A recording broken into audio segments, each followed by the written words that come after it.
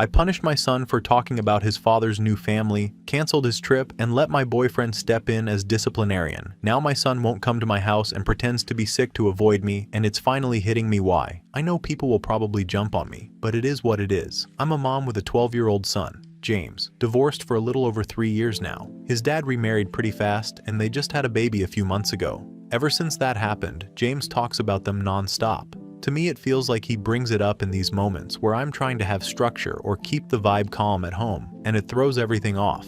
For context, I've been with my boyfriend Jay for a little over a year. He isn't the soft type, which honestly I thought was a good balance because I can be too forgiving sometimes. He helps keep things organized. He's big on routines, chores, consistency, all the stuff James's dad never cared about when we were together. So when Jay and James have friction, I usually assume it's because James is used to being babied at his dad's place. The problem started a couple weeks ago, but I'll be honest that it had been building for a while. James has this school trip he's been excited about since the beginning of the year. He saved money for it, and I was proud of him. But he had also been pushing boundaries left and right. Little things, but noticeable. Saying I'm being too much when I ask him to redo chores. Rolling his eyes when Jay reminds him to put his phone down during dinner, just this general tone that I would have never gotten away with when I was his age. Then the big thing happened. It wasn't even dramatic. That's what made it so irritating. We were at dinner, trying to have a normal night, and James brought up the new baby again. He said his dad's wife had included him in the baby announcement photo, and how it made him feel more like part of that family now. I didn't react outwardly, but internally, it got on my nerves. I'm still his mother. I'm still part of his life. But Jay stiffened immediately, and I saw it. And it annoyed me even more, because James knows how Jay gets when conversations shift into comparing houses. James must have picked up on that awkward silence because he added something about how his dad never talks to him the way Jay does. And that was the moment I felt disrespected. To me, it sounded like he was saying Jay is some bad guy we keep forcing into his life, like he was trying to make a point. I can't stand when kids try to make adults feel guilty on purpose. I grew up with that, and I promised myself I wouldn't tolerate it in my own home. So I made the decision that night to take the school trip away. I figured it was the only thing big enough to snap him out of whatever attitude he had been building. I wasn't screaming or anything. I just told him the trip was off and that he needed a week of tight structure until he remembered how to treat people in his own house. Jay agreed to handle most of the follow-through, because honestly, he's better at sticking to rules than I am. He kept James on a set schedule for everything: waking up, homework, chores, downtime. I didn't think it was extreme. I thought it was normal parenting, but James shut down over the next couple days. I mean, completely shut down. Barely talked to me, barely looked at me. If I asked him to do something, he did it. But he did it with this flat energy that almost felt intentional, like he was trying to make us feel guilty. At the same time, I was doing what I thought was right. I didn't want to cave just because he was sad. Kids get mad at consequences. That's part of life. I figured he'd bounce back like he always does. But instead, my ex called that weekend asking why James had cried himself to sleep 2 nights in a row. I said it was none of his business, and that if James was upset, it was because he didn't like being told no. None of this should have been a big issue.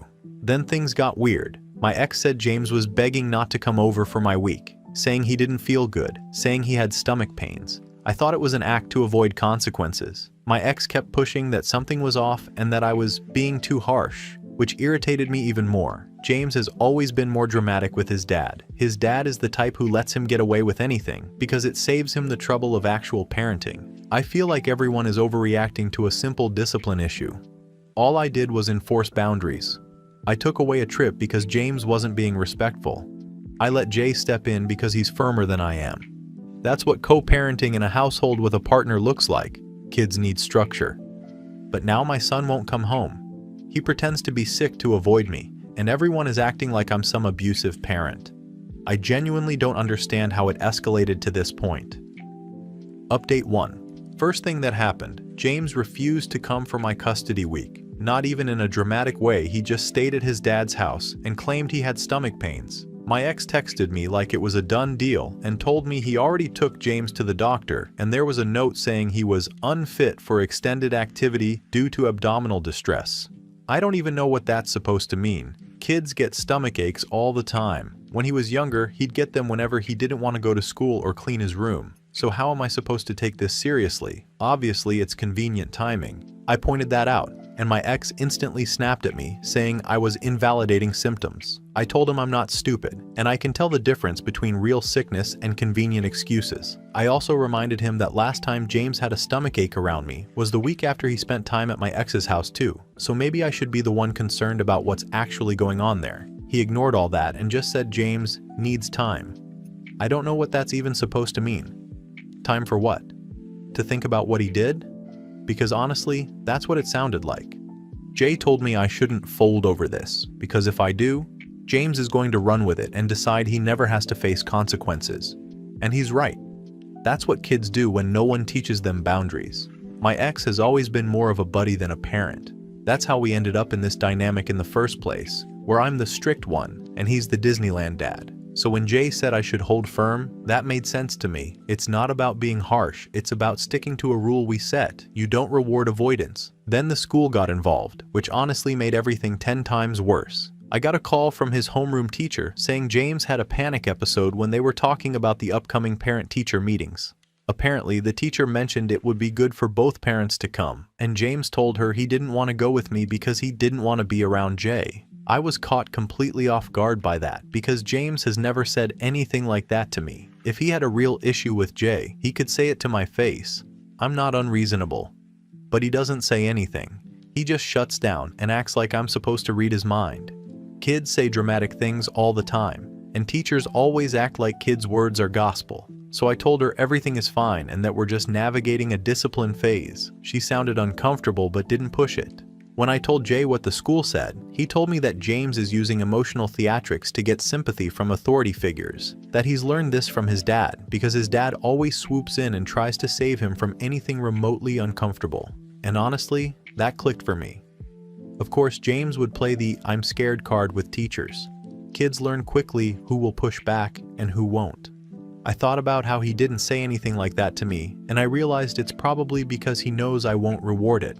I'm not going to fall for guilt tactics. Things escalated even more when my sister got involved. She normally doesn't talk to my ex much, so I don't know how James even ended up telling her anything, but she texted me saying that James told her Jay makes him stand straight for punishment drills and times him when he's silent, which is such an exaggeration. Jay sets structure, yes. He gave James a posture exercise because James was slumping and ignoring us. He also told him to sit quietly for a few minutes to cool down because James tends to escalate if you keep talking to him. That's not some abuse tactic. That's literally what every parenting book suggests. But my sister immediately acted like she's some expert in child trauma and said she'd call CPS if I didn't remove Jay's authority. I blocked her. I'm not going to let people who don't even have kids tell me how to raise mine. And then my ex dropped the newest bomb. He told me James has been sleeping in his younger sibling's room because he's been having nightmares about getting in trouble at my house. I tried explaining that kids absorb tension, so if he's been hearing his dad talk about me like I'm some strict monster, no wonder he's nervous. My ex ignored that and said James told him he doesn't feel safe around Jay. Again, things James has never said to me. He could have told me if that was how he felt. Instead, he goes around telling everyone else. I don't buy that. Or he's being coached into thinking he should be scared. That was when my ex said, if this continues, he'll file for temporary custody modification. Just like that. Like I'm some danger. Like he's doing me a favor by warning me. I hung up on him because I wasn't going to sit there and listen to him pretend he's some victim in all this when he's been undermining me from the start. That's all for now. I'll update again when there's something worth updating about. Update 2. So first thing that blew up was Jay deciding that I'm letting people walk all over me. His words, not mine. He kept going on about how me letting James stay at his dad's for another week just proved that I'm inconsistent and emotional and that I cave the minute someone cries. I don't know where he gets that from because I've been nothing but firm. He kept talking like I'm failing some test he invented. It rubbed me the wrong way, but I didn't say anything because I didn't want another argument. Then James still refused to come over. This time he didn't even fake a stomach thing. He just stayed at his dad's like it was a done deal. And my ex didn't bother asking for my input. He said James needs stability right now, which of course is just coded language for he doesn't want to deal with you. Then the recording happened. My ex sent it to me saying James made it during the punishment week. I didn't even understand what I was listening to at first. It was just Jay lecturing him about showing favoritism to his father's home and telling him he's focusing too much on his dad's new baby, and in the background you can hear me agreeing with him. I don't even remember half of that. It honestly didn't sound as dramatic as my ex tried to make it. It was blown out of proportion like everything else, but he acted like this was some damning evidence. He said James recorded it because he felt cornered, which, again, feels like a coached line. I told him it was out of context, but he replied saying there's no context where a grown man talking to a kid like that is okay. He framed it like I'm some reckless parent letting my boyfriend run the house. It's ridiculous. Nobody wants to admit that maybe James exaggerated to get sympathy. Kids do that all the time, especially when they know one parent will swoop in and rescue them. After I heard that recording, I'll admit I got irritated. I felt like everyone was making decisions about my kid without me, so I drove over to my ex's house. I didn't barge in or anything dramatic. I just wanted James to pack his things and come home. Simple. But the minute I got there, it went sideways. James basically locked himself in the bathroom the second he saw me. Wouldn't even look at me. My ex acted like he was terrified of me, which makes no sense. James has never acted scared of me a day in his life until all this started. I told my ex he wasn't going to keep my son from me. I said it in a normal tone. He twisted it like I was threatening him. He told me if I didn't leave, he'd call the police. Not because I did anything, but because he wanted to prove a point. He always does this thing where he pretends he's calm and reasonable while he works overtime to make me look unhinged. So I left, but I was furious. Update 3. So the mediation thing finally happened. My ex pushed for it, claiming it was the only way to move forward because James was not emotionally stable enough to talk to me directly. I honestly thought the whole thing was overkill, but I went anyway because I was tired of being painted as the unreasonable one. The second we sat down, I knew the whole meeting was already stacked against me. James wouldn't even look up. He kept staring at the table like he was waiting to get bad news. The mediator kept doing that slow, soft voice thing like she was talking to a traumatized child, which felt dramatic considering all that actually happened was discipline. I tried to explain that, but every time I spoke, she cut me off and said we needed to focus on James's feelings. It was pretty clear she wasn't interested in hearing any context from me. Then James finally talked, and honestly, half of what he said sounded like things my ex planted in his head. He said he didn't feel comfortable at my house. He said he felt like I didn't listen. He said Jay made him nervous. He said the house felt tense. He even said he thinks I get annoyed when he talks about his dad's new family. I couldn't stop myself from pointing out how weird it was that a 12-year-old suddenly had all these rehearsed-sounding statements right when my ex was pushing for custody changes. The mediator didn't like that and told me I was being defensive. Well, of course I'm defensive. Everyone keeps treating me like I abused the kid just because I canceled a trip and enforced rules. And the part that really annoyed me was when they brought up the recording again. The mediator looked at me like I should be ashamed. I said the same thing I've been saying: context matters. It wasn't some torture session. It was discipline. Kids don't enjoy discipline. That's normal, but everyone kept acting like Jay was running some military boot camp. James said he felt pressure and that the house didn't feel like home. I honestly don't know what else to call that except exaggeration. The mediator told me I was invalidating him. I told her I was correcting him. Apparently that's wrong now. Then Jay blew everything up. He wasn't even supposed to talk much in the meeting, but the second the mediator mentioned his role in the household, he jumped in and said James needed firmer boundaries and that the whole situation was happening because people give in to emotional manipulation. He said it like everyone else in the room was clueless. The mediator asked him to step outside. He didn't take it well. He walked out of the building, came back to grab his keys, and left without saying anything. My ex gave me that smug "see" look, which only made the whole situation more irritating. After Jay stormed off, the meeting shifted. The mediator basically said that unless I put some distance between my parenting and Jay, things were going to get more complicated. My ex jumped in and said he wasn't going to keep sending James to a place where he felt unsafe. He brought up court paperwork he already had prepared. I told him he was being dramatic. He told me he wasn't risking his son's mental health for my relationship choices. By that point, I was tired, embarrassed, and annoyed. I felt like every person in that room had already made their mind up before I even walked in. James wouldn't even look at me when we were leaving. He stuck close to his dad like I was some stranger he didn't want to stand near. That part actually hit me harder than I want to admit, but I'm still not convinced his reactions weren't influenced by everything my ex has been feeding him. Now my ex says he's filing for temporary custody. The mediator wrote some report I haven't seen yet, but based on how she looked at me, I doubt it's in my favor. Jay hasn't come home either. He texted saying he didn't like being undermined and that he needed space. I honestly don't even have the energy to care. Final update. Jay got more irritated every time James refused to come for my weeks, and he kept insisting that if I didn't take control now, I was going to lose him completely. I kept trying to convince myself he was right, that all the panic and withdrawal was just James pushing limits. But honestly, deep down, I already knew I didn't have any grip on the situation anymore. About a week later, Jay basically gave me an ultimatum. He said he was tired of looking like the bad guy, and that I needed to prove to my ex, to my family, and to James that the whole thing had been exaggerated. He didn't say it in a dramatic way. It was more like he expected me to choose him by default. I didn't answer him right away, and I guess that was enough for him to decide he was done. When I came home from work the next day, he had taken most of his stuff and left a short message saying this wasn't the kind of relationship he signed up for.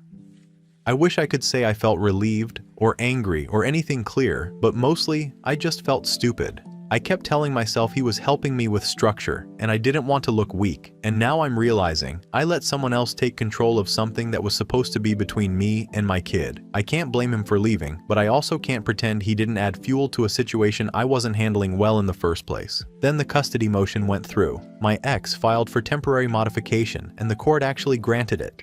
I lost majority custody for now, and I was put on supervised visits until further review. That shocked me a lot more than I expected. I honestly didn't think it would go that far. I kept thinking the court would see this as normal parenting disagreements. But the mediator report didn't help me at all, and the recording my ex submitted made everything look worse than I thought it did. Not because anything was twisted, but because hearing it from the outside made me realize how checked out I sounded. I didn't recognize myself in half of it. Supervised visits have been the hardest part. James barely talks. He sits far away from me like he's being careful, and he answers in short sentences only when the supervisor asks him something directly. He brings his own things to occupy himself, and he keeps his backpack close like he's ready to leave at any second. The first visit, he told me he didn't want to stay long because he didn't know if he felt safe yet. That hit me harder than anything else in this whole thing. It wasn't said with anger, it was just matter of fact, like he was stating something he had been dealing with for a while. I didn't argue with him. There wasn't anything to argue. Hearing that from my own son made everything I'd been defending fall apart all at once. My ex isn't rubbing anything in. If anything, he's being more neutral than I deserve. He told me they're not keeping James from me, but they're not going to push him either. It's on me to rebuild whatever I damaged, and that's not something I can force through punishment or structure. I know that now in a way I didn't before. That's pretty much it. I'm not looking for validation or judgment at this point. I just want to keep moving towards something healthier, even if it takes a long time for him to meet me there.